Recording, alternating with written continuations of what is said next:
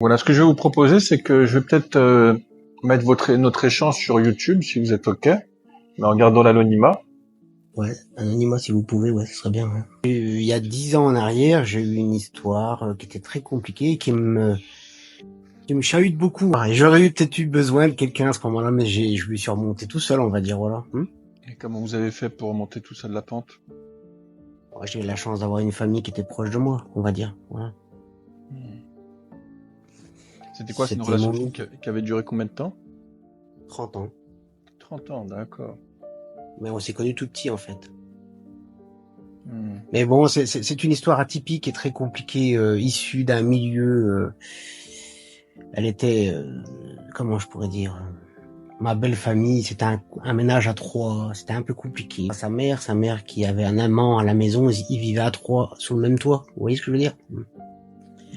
Donc, je pense que ça a déteint sur les enfants, en fait. Et moi, pour moi, je suis fils unique, alors pour moi, c'était ma sœur, c'était tout, et bon, voilà, c'est comme ça, quoi. Puis elle a disparu du jour au lendemain, en fait. Voilà. Quand vous dites disparu, c'est-à-dire vous savez pas où elle est actuellement? Bon, oui, maintenant, j'ai retrouvé un peu, oui, j'ai retrouvé parce qu'elle m'a retéléphoné, mais moi, je veux plus lui parler, mais je sais que c'est qu'elle est, quoi, maintenant. Hmm. Elle a retrouvé un homme, puis elle a eu un enfant aussitôt avec lui. Une histoire compliquée, en fait. J'ai perdu un enfant avec elle est partie avec un motocycle. Bon, bref, c'était une catastrophe, quoi. Voilà. Quand vous dites que vous avez perdu un enfant, c'est-à-dire elle est partie avec un enfant ou vous avez connu le décès d'un enfant? J'ai connu la perte d'un enfant, oui. Ah, bon. Et ça fait qu'elle est partie. Aussitôt, j'ai rien compris. Enfin, je sais pas. Bon, bref, c'est le passé maintenant. Mais ça reste marqué. Ça, c'est sûr que ça restera marqué dans ma vie, ça, c'est sûr. Ah, vous avez dû être très très courageux pour vivre, parce que du coup vous avez vécu le deuil tout seul. J'ai tout perdu. Ah, Il a fallu que je fasse face. Et puis bon, ben, mes parents étaient là, donc j'ai la chance d'avoir mes parents. Voilà, c'est une bonne chose. ça me touche, hein, merci de votre partage, hein. J'imagine que ça n'a pas dû être évident ce que vous avez dû traverser. Ce que vous avez traversé. Non, mais c'est pour ça que je trouvais ça sympa de vous voir. Parce que par exemple, si j'aurais vécu cette chose-là maintenant, une personne comme vous que j'aurais croisé sur mon chemin, ça aurait pu être super intéressant. Vous voyez ce que je veux dire? Ça aurait pu sauver quelqu'un un peu, quelque part. Pas sauver, mais lui donner un chemin, quoi. Voilà. Vous savez pourquoi elle est partie, votre... Moi, je pense savoir. Bon, je pense que c'est niveau financièrement. C'était l'argent qui l'intéressait, c'est tout, je pense. Voilà. Hmm. On était en galère intérimaire tous les deux, et puis elle travaillait pas. Ça faisait tant d'années qu'elle travaillait pas, donc moi je m'en fichais. Moi je l'aimais entre guillemets. C'est pas l'argent qui fait le bonheur pour moi. Mais une femme, c'était différent. Je sais pas. Voilà. On va dire, il y a des moments sombres, hein, mais ça va. Je veux dire, bon, maintenant j'ai plus la douleur que j'avais au début. Vous voyez ce que je veux dire? Elle s'estompe, mais elle est toujours là. Elle tourne. Donc ça veut dire que ce que vous dites, et merci, hein, ça veut dire que ça fait 10 ans, mais que le deuil n'est pas tout à fait fini. Je saurais pas vous dire parce que en fait le choc a tellement été dur pour moi de tout, c'est que je suis devenu un petit peu amnésique de beaucoup de choses. J'ai oublié sa voix, j'ai tout oublié, même nos moments, je n'ai plus de souvenirs. Donc c'est quand même compliqué, ça m'a choqué en fait. Ouais, c'est ça, c'est que le cerveau, vous Il a avez dû disjoncté, couper. Ouais, vous avez dû couper pour, c'est ça. ça vous a permis de rester debout. C'est ça, voilà. Puis j'avais un ami qui était médecin, mon médecin, hein, donc il m'a secoué un peu. Et puis bon, ça a été quoi. Mais bon, c'est vrai que j'ai du mal à me souvenir de tout ce qui s'est passé avec elle. C'est marrant, hein. À votre avis, c'était quoi, si le corps il fonctionne comme ça, c'est quoi l'intérêt de parfois oublier certains événements? Ben, je pense que c'est pour pas souffrir, quoi. C'est comme une soupape de sécurité, je pense, hein. Elle s'est remariée 3 mois après moi, je crois même pas. Elle est repartie avec quelqu'un aussitôt. Une semaine après, elle était déjà avec un homme, en fait. Elle est repartie avec. Je me suis fait une raison. Moi, je me suis dit dans ma tête, j'ai tout donné pour elle.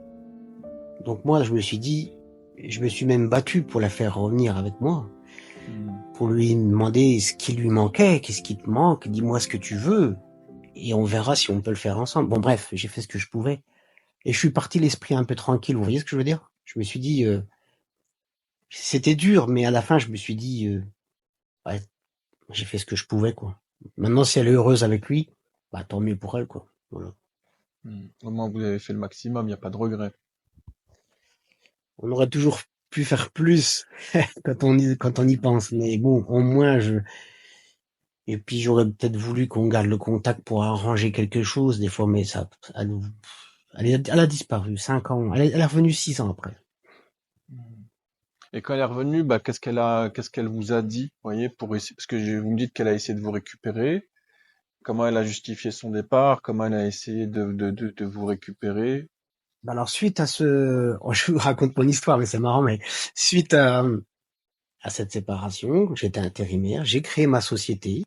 Voilà. Félicitations.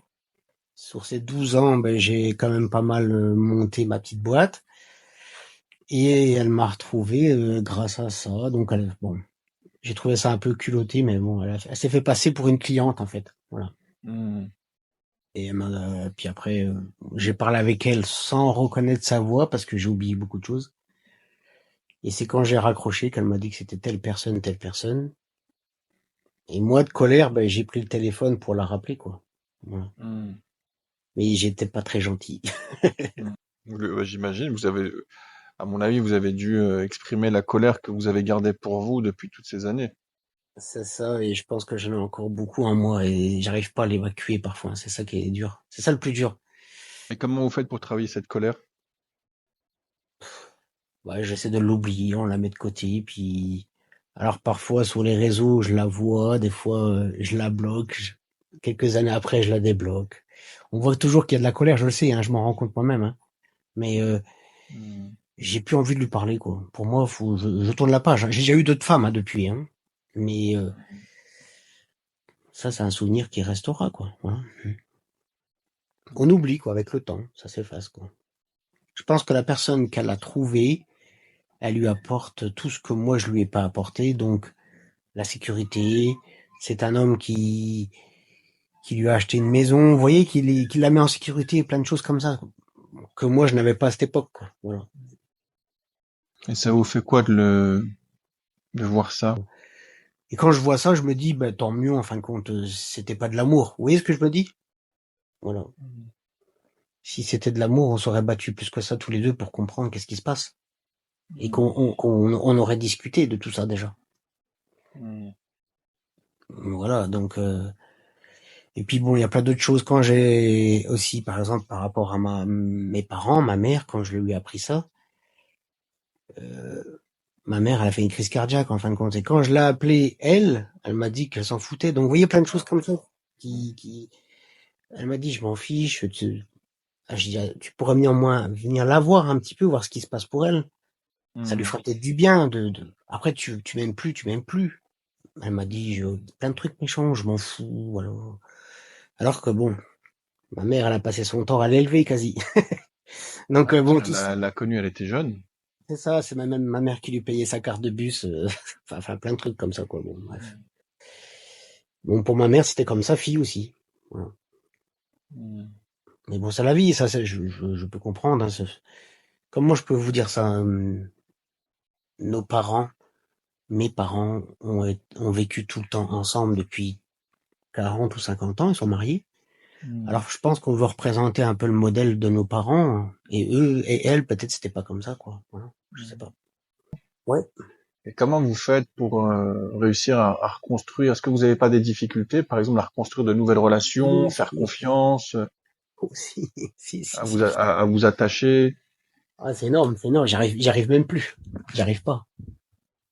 Hmm. C'est, euh, alors, ce qui m'a choqué le plus, que je pourrais vous dire dans ça, si ça peut vous aider, enfin, moi, c'est la relation sexuelle que j'arrive plus. Parfois, je bloque. C'est la Hmm. confiance. Ça, je l'ai pas. Des fois, j'ai du mal. C'est que vous avez besoin de sécurité avant d'avoir une relation intime.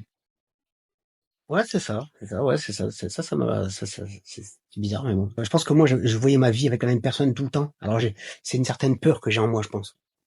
Hmm. J'ai pas envie de multiplier les conquêtes. Je sais pas si vous comprenez, mais je suis pas quelqu'un qui si, j'ai eu deux, trois personnes depuis 10 ans.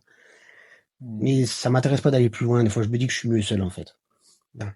Mais Hmm. le problème, c'est que je me dis, c'est l'après. Parce que j'ai encore de la famille, j'ai mes parents, je m'occupe d'eux, donc ça se passe bien. Mais c'est l'après que j'ai peur. Voilà. la solitude, quoi. En tout cas, ce que j'entends, merci, hein, mais ce que j'entends, c'est que vous rencontrez parfois les personnes que vous rencontrez, euh, c'est comme s'il y avait quelque chose à réparer chez elles ou Alors, on me dit toujours que je suis un sauveur, en fait. J'essaie de sauver les gens. Je crois que l'amour, c'est pas fait pour moi, en fait. C'est ce que je me dis à la fin, en fait. vous rencontrez des femmes qui ont besoin d'être sauvées. Et ça tombe bien parce que ce que vous dites, c'est que vous êtes un petit peu sauveur. Mm. Et ça, vos amis vous disent ça de vous, en tout cas. Et des femmes qui sont intéressées par l'argent. C'est le constat que je fais à l'heure d'aujourd'hui. Et vous savez d'où ça vient parce que vous dites que vous avez un côté sauveur, d'où ça vient? Depuis quand vous êtes sauveur? Comment ça se fait que c'est là? Est-ce que vous avez des pistes? Oh, moi, la piste, je pense que je l'ai, la piste, parce que je m'interroge beaucoup aussi sur moi-même, hein, mais je pense que c'est mon côté seul, et je veux pas être seul. Alors, je suis un petit peu évitant, ça veut dire que moi, faut pas venir me rechercher parce que je suis très évitant, ça je le sais.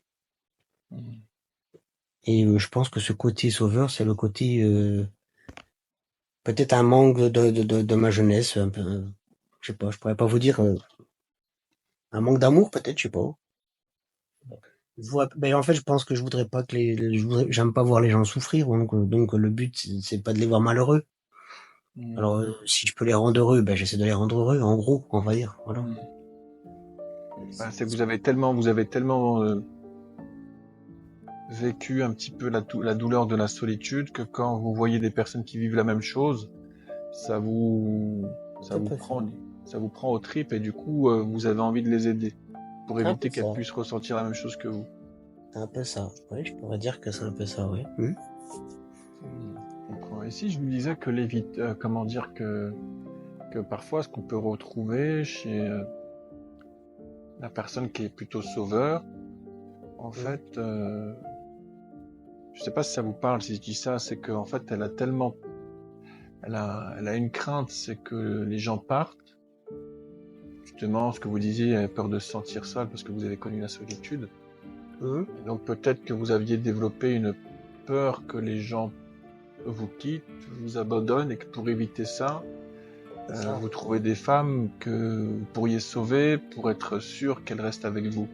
Ah oui, oui, ça peut être une réponse, tout à fait. De toute façon, l'albanaise, c'est ce que je me suis dit. Je me suis dit peut-être que c'est une femme qui a connu la misère, et peut-être qu'en lui montrant la voie de l'amour et de la sagesse, on va dire, elle va s'accrocher à moi, elle va rester avec moi. Vous voyez ce que je veux dire? Donc, Mhm. oui, c'est un petit peu ce que vous dites là. C'est un peu ça. Mais je me suis planté, quoi. En fait, je suis touché parce que je sens que vous êtes un homme fort et en même temps un homme sensible. Le fait qu'elle soit partie avec un autre homme pour de l'argent, euh, voilà, ça c'est quelque chose qui lui appartient. Mais comment vous avez réussi à rester solide sur votre valeur, ouais, et sentir que vous avez de la valeur? Je suis resté solide parce que j'avais pas le choix. D'ouvrir votre entreprise aussi, ça a dû être une force pour vous. Ah ben moi, je me suis plongé dedans tous les jours. Je pense qu'elle voit que je suis l'homme qu'elle aurait voulu que je devienne quand on était ensemble. Hmm. Je pense qu'elle pense toujours à moi parce qu'elle m'a téléphoné, donc je pensais qu'elle m'aime Ah, toujours mais quelque j'en part. suis certain qu'elle pense encore à vous. Ouais, Vous l'avez connue, vous aviez 10 ans, c'est ça, ouais. restez 30 ans avec elle, c'est certain qu'elle pense encore à vous. Ah bah oui, parce qu'on a quand même fait, on a été tout petits, on a fait des cabanes ensemble, on jouait comme des gosses, quoi. Donc, et puis Hmm. on a grandi ensemble, donc ça m'étonnerait qu'elle puisse m'oublier comme ça. Maintenant, je suis juste quelqu'un qui est devant un choix que je n'ai pas le choix de faire face. C'est soit ça, ou c'est soit je coule. Vous voyez ce que je veux dire? Hmm. Donc, dans la vie, il faut faire face à certaines choses. Je sais que dans la vie, je suis seul, donc si je n'apprends pas à être dur moi-même, j'avancerai pas. Bon, Hmm. j'aurai mes coups de blues, comme tout le monde, mais c'est bon, quoi. Voilà, c'est ce qu'il faut se dire, quoi. La douleur, c'est fini, quoi. Il faut avancer, quoi. Hmm. Mais parfois, j'y pense. C'est ça. Et avancer, voilà, je me permets, hein, je m'autorise à vous le dire, c'est qu'avancer, voilà, l'étape, c'est travailler, comme vous l'avez dit, sur le deuil que vous avez, la colère, et ça va vous permettre d'attendrir quelque chose chez vous, voilà, pour rentrer de nouveau en relation avec quelqu'un. Parce que moi, je pense qu'effectivement, vous avez souffert de cette relation qui a été dure pour vous, même comment elle s'est arrêtée, Mm. et qu'aujourd'hui, vous avez dû verrouiller quelque chose à l'intérieur de vous. C'est pour ça que vous dites que vous avez dit que je suis un petit peu évitant. Alors, ouais. C'est-à-dire que chaque personne qui va essayer de m'aimer, on va dire, je vais l'éplucher, quoi. Vous voyez ce que je veux dire? Vous Je allez vais... faire une enquête. Voilà, vous allez C'est ça, enquêter. voilà. Vous allez vous assurer que la personne, C'est ça. elle est fiable. Voilà, vous voulez. Je les épluche et je sens que c'est pas pour moi. Je le sais tout de suite. Hmm. Faut que j'arrête. Hmm. J'épluche trop les gens maintenant. C'est comme si j'avais développé un ressenti et j'arrive pas à trouver la femme qui m'aime pour ce que je suis, quoi. Ça, c'est compliqué, hein. Ça, c'est... Mais à votre avis, quand vous épluchez, par exemple, comme vous le dites là, ça fait quoi chez l'autre? Bah, l'autre, en fin de compte, elle se lasse, en fait, hein. Mais souvent, elle se lasse, elle fuit, et, elles s'en vont, quoi. Elles s'en vont, quoi. Elle m'aime bien, elle reste près de moi, comme une pote, voilà. Moi, je pourrais imaginer que vous êtes en miroir. Ça veut dire que quand vous l'épluchez, peut-être que la personne qui est en face se dit, mais tiens, mais il me fait pas confiance, qu'est-ce qu'il a? Il m'aime pas vraiment, en fait, parce que dès que je lui dis quelque chose, il me croit pas. Je pourrais imaginer qu'elle vit la même chose que vous. Ça veut dire que vous avez le sentiment que on vous aime peut-être pas à votre juste valeur, et que la personne en face, ben ouais, si vous épluchez, je pourrais imaginer que ça fait un petit peu la même chose dans son expérience à elle. Et déjà, ce que je voudrais, c'est retrouver l'amour au lieu de l'intérêt. Vous voyez ce que je veux dire? Voilà. Hmm. Et ça, je le trouve pas. J'ai l'impression de voir toujours une base d'intérêt derrière quelqu'un. Voilà. Hmm. Si on ouvrait, là, s'il y avait quelque chose à vous souhaiter pour les prochaines années qui vont venir, là, ce serait quoi? Je sais pas, retrouver un peu une sœur jumelle, quoi. Quelqu'un que ça pourrait coller vraiment bien, qui soit là. Ça serait, vous voyez ce que je veux dire? Une personne vraiment faite, idéale, quoi. Voilà.